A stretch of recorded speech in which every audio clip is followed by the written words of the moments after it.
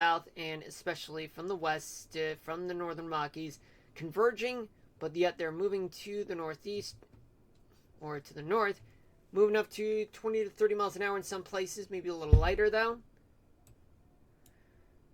In the northwestern portion of the country, you do have winds that are generally moving to the west, but some places like Wyoming and Montana, many of those areas, they're blowing at around up to 25 to 35 miles an hour, plus the leeward side of the Cascades in Washington State, elsewhere in places like Idaho in the central and southwestern portion of the state, plus much of Oregon, blowing around up to 20 miles an hour, but however, there are some of those places that have light and variable winds, though, plus northwestern Washington State.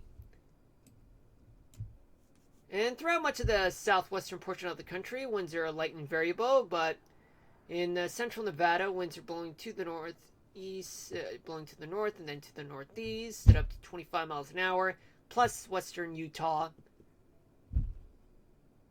Eastern New Mexico, winds are moving from the west and to the north at up to 25 miles an hour. But located offshore from Southern California, you do see some winds that are blowing up to 30 miles an hour offshore, or right near the beaches of Southern California, especially Ventura. Sorry about that. I mean, there is a cold front, as you can see, folks. It's quite evident, and especially right near Catalina Island. I don't know if that's really Catalina Island. But regardless, the islands off of Oxnard and Santa Barbara, they have a surface low-pressure center with a cold front that's offshore, yet they're bringing so much moisture into the west coast, as you can see, folks. Oh yeah, in terms of winds, Georgia does have somewhat light and variable winds, but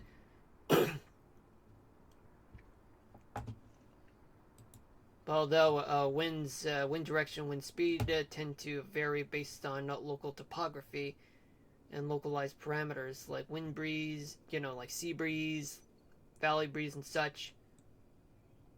Let's talk about gusts. We got plenty of gusts offshore. They are located from Maine all the way down to the Delmarva Peninsula, blowing around up to 40 to 45 miles an hour, mostly offshore though. And in the southern plains, up to 30 miles an hour from Dallas to Kansas City.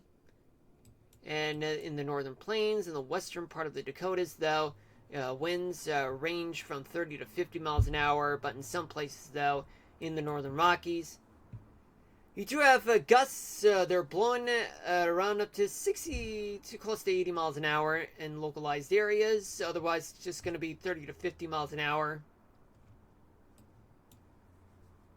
Otherwise, in southwestern Washington State, gusts are moving up to 50 miles an hour. Anywhere west of Portland, up to 40. East of Albuquerque, up to 30 to 40. And right around the Salt Lake City area in central Nevada, up to 30. And northwest of Denver, up to 50 miles an hour in gusts.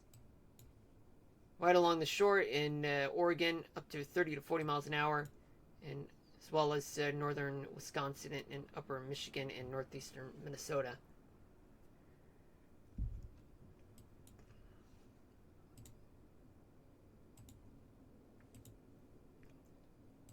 Where's the humidity? Okay, so there's a lot of humidity in upstate New York and in northern New England, and as well as the northern plains, Bitterroot Mountains, and in the northern Rockies, and very humid in the Pacific Northwest on the coast in the western half of Washington State, and as well as west of Portland, especially Astoria, Oregon.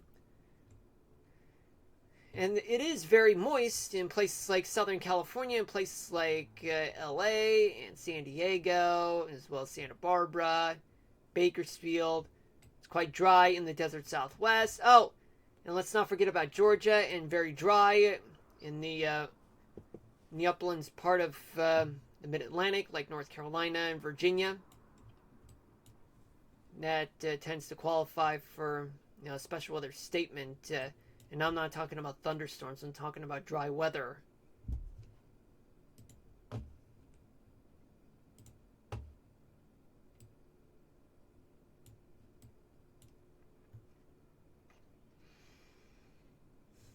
Okay, so let's now talk about rainfall accumulation. There's an estimated in the next 24 hours, there could be as much as up to half an inch of rain from Utica all the way to Erie, Rochester as well, Buffalo, Binghamton, and northern Pennsylvania. They're only going to get about a quarter inch of rain, as well as central West Virginia. Northwestern South Dakota up to a quarter inch, and south of Miles City.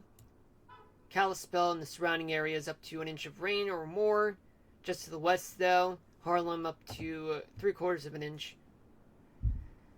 Northern Idaho about an inch to an inch and a half, as well as folks about an inch or two in western Washington State and east of Oregon, Portland as well. Hold on a minute, folks.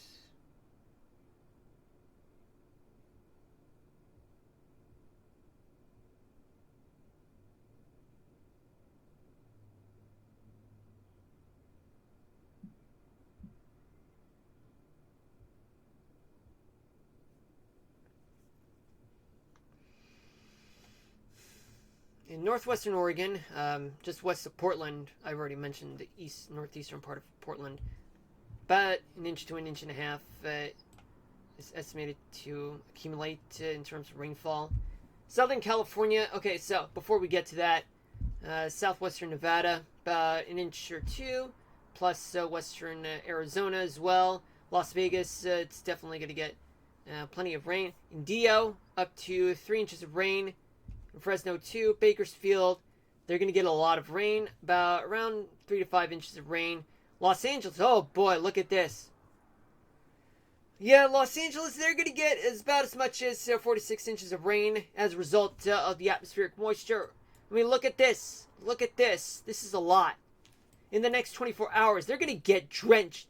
There is a possibility that there is going to be major issues in terms of possible mudslides along highways and local roads for those in Southern California.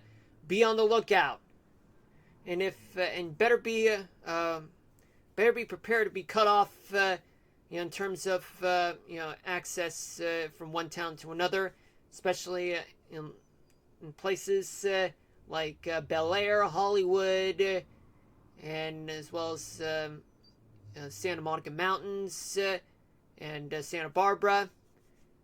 Places like those tend to be susceptible to mudslides, because of excessive rains, and then before that you had a lot of drought.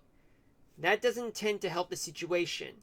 Just because it's dry doesn't really mean that those rains are beneficial. They're only beneficial if they're consistent, if they occur. It's about half an inch to a whole inch of rain in one day, and then a few days later it's just the same thing. Just making it consistent, but dump all of that rain at once and it doesn't make any better. It doesn't make things better, folks, at all. Now let's tune in to snowfall amounts. In the next 24 hours, traceable amounts of snow from places like Worcester, Massachusetts, all the way to Burlington, Vermont, Queensbury, upstate New York, northwest of Lake Pleasant. The Sierra Nevadas in central California, about as much as around up to a foot of snow, maybe close to a foot and a half. And a few inches of snow, but just up to 3 to 6 inches of snow right between Austin and Tonopah, Nevada, and about up to 3 inches of snow in the Cascades in northern Washington state.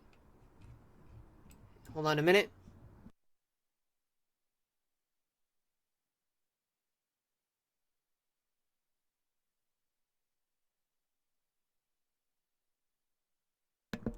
All right, I'm back. Okay, so just about up to around to a foot and a half snow right between Kalispell and Browning, Montana, in northeastern Montana. About up to 3 to 6 inches of snow. It's best for you to guys. Oh yeah, and one more thing I forgot to mention about temperatures. I failed to do that. My bad, folks. Okay, let's take a look. In New England, you have temperatures that range from the mid 20s to the low 40s. Upstate New York and Pennsylvania, their temperature range starts from the mid 30s to upper 40s. The greater New York City area, upper 30s to low 50s. In the mid-Atlantic states plus West Virginia, temperatures range from the upper 40s to mid 50s.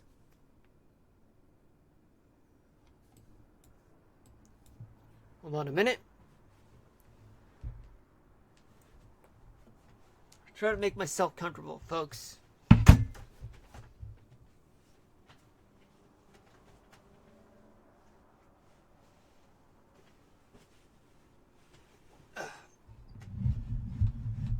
Okay. Think I can hear more background music, if I'm not mistaken. Never mind. In the southeast, you have temperatures that range from in the Carolinas, they're in the 50s. Tennessee, mid 50s to mid 60s. Georgia, also in the 50s. Alabama, upper 50s to upper 60s. Mississippi, mid 60s to low 70s. Arkansas, mid 60s to low 70s as well. Louisiana, mid 60s to mid 70s. Florida, temperatures range from the upper 50s to mid 70s. Though it's quite cooler in the Panhandle, in the peninsula, it's very warm. In Oklahoma, temperatures range from the low 60s to low 70s. In Texas, looks like the temperatures are mostly in the 70s and up to the low 80s. In the Midwest, you have temperatures that are somewhere right around from the low 50s to low 60s. In the Great Lakes region, you have temperatures that are in the 30s to mid 40s. In the Upper Peninsula, in the Lower Peninsula, Michigan, you have temperatures that are in the mid 40s. Wisconsin, low 40s to mid 50s. Minnesota, temperatures in the northern half of the state, they're in the upper 30s to mid 40s, upper 40s. Temperatures are in the 50s in the southern half. In the Dakotas, you get in North Dakota, temperatures range from the upper 30s to low mid 50s.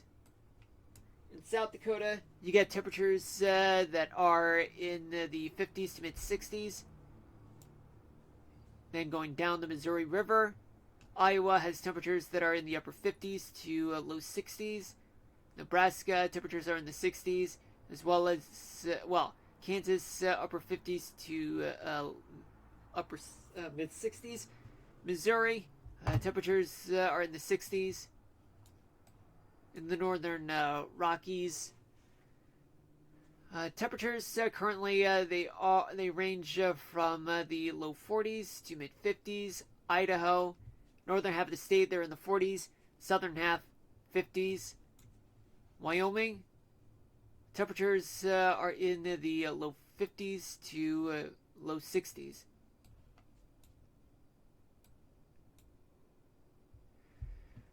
Let's see. In Colorado, temperatures range from the low 50s to mid 60s.